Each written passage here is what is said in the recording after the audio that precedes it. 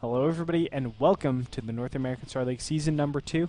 I'm your host, Andre Greator Pengshua, and today I have a lot in store for you. It's already week number 4. This is Division 1. Holy guacamole, it's already week 4. That means at the end of this week, we are past the halfway point for the NASL group stages. That is mind-boggling. Time flies, I guess, when you're having so much fun. Obviously, I've had so much fun as it is. I'm going to be joined today with two casters. It's going to be Chef and the Gun Run, so stay tuned for both of them. Both people have been huge contributors to not only NASL or Starcraft, but all of esports. And I really hope that you guys, go and look out more information on what they're doing. NASL, of course, is just trying to really show everybody who the, who some important people are in the scene. And definitely Chef, who managed to raise with Destiny over $32,000 for charity, and of course the Gun Run just helping out streams everywhere across the world, making sure that players can outreach to their viewers and really show everybody, hey, I'm a big deal, that kind of thing. I deserve the credit, and it's so nice to have both of them in the studio. Or, of course, on Skype. Nevertheless, let's go ahead and get to the games. What do we have for today? We have Vibe versus Lowly as our match number 1, Hero versus Demuslim for match number 2, and Phoenix versus Cruncher for match number 3. One important thing that I'm really sad to say, the Hero versus Demuslim will not be played today. Actually, it won't be played at all.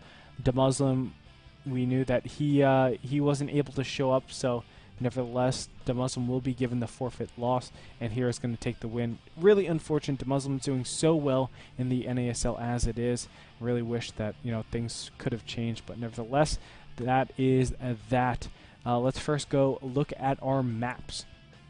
So our maps are going to be Tal'Darim Altar as our match number 1. Map number 2 is going to be Metalopolis, and last but not least, we're going to finish things out on Antigua Shipyards.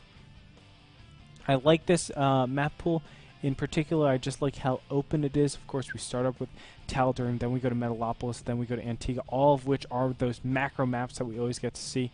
So it's going to be a little bit longer of matches, but I think that just facilitates better and better games. We don't see those short little push distances or whatever. And also, I don't think any of these maps really favor a particular race, which really helps overall, I think, just in the straight-up quality of games and really finding out who is the best player overall in this particular division. Let's go ahead and start out with the last match first. Of course, only 2 matches for today. We have Phoenix versus Cruncher as our last match. Phoenix from Team IM. He was originally on my old team, Team Fnatic MSI. We were both teammates. Of course, we developed a great relationship. We've been friends ever since. The guy is an awesome human being. And on top of that, he's a great player as well. He is a Peruvian player, just recently joined Team IM and is playing like a champion. He's been just training up a bunch in Korea, just playing his heart out. And, it's awesome to see him succeed so well. He did so well in GSTL. His style can be really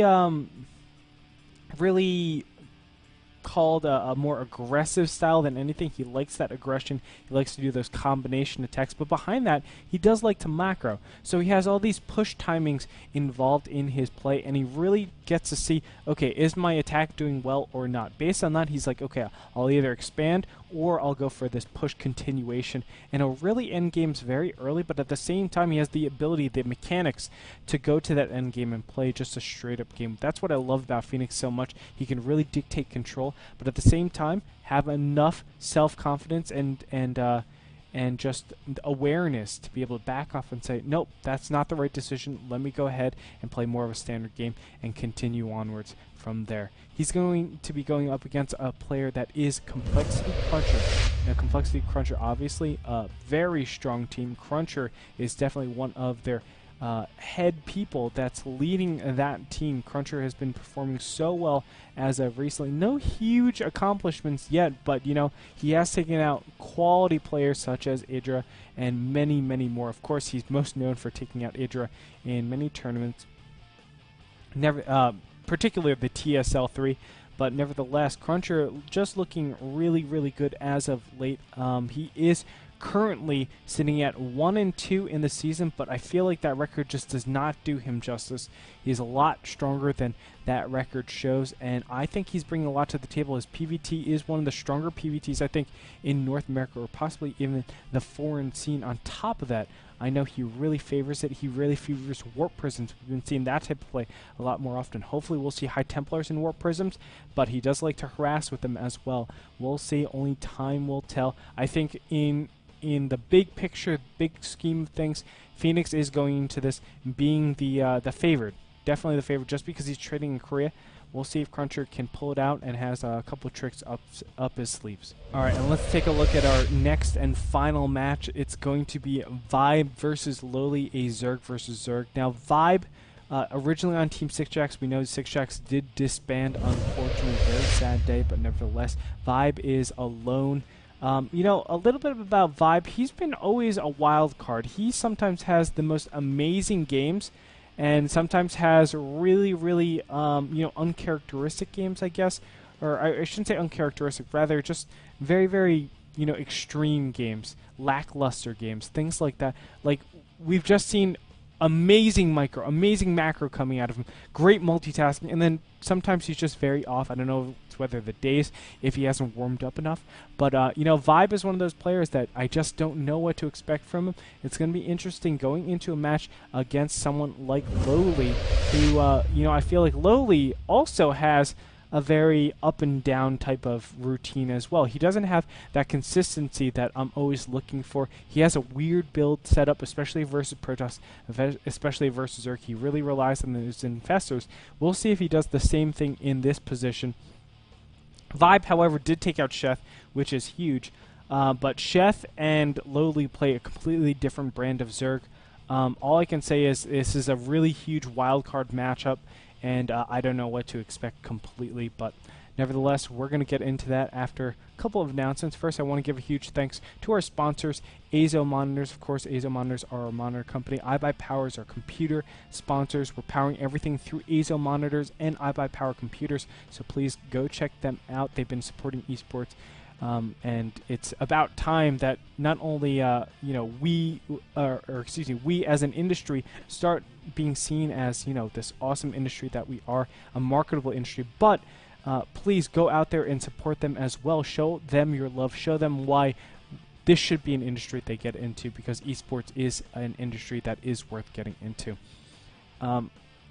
Additionally, I want to thank Kingston HyperX. Of course, they are also our sponsors. They're sponsoring the show matches, the matches to remember, so definitely keep an eye for those as we go on in the league. On top of that, thank you everyone out there that's been tuning in, also giving us your feedback, and you can do that by emailing us at support@nasl.tv. That's our main place, of course, where we go and read everything, literally everything that you guys send in, and there's been a huge amount of flurry of feedback that you guys have been giving us, and it's been so positive, so thank you guys so much. But you know, we also really love all the constructive criticism that you're giving us, telling us, hey, these are the slight little differences that you have to change, and we've been reflecting that, just the little nuances. And you know, we appreciate it so much that you guys are taking the time to not only help us, but you know, help this entire industry. It just slowly grows. It's a community project.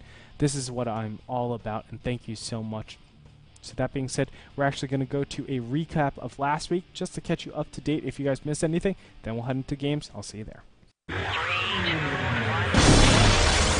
Welcome to the North American Star League.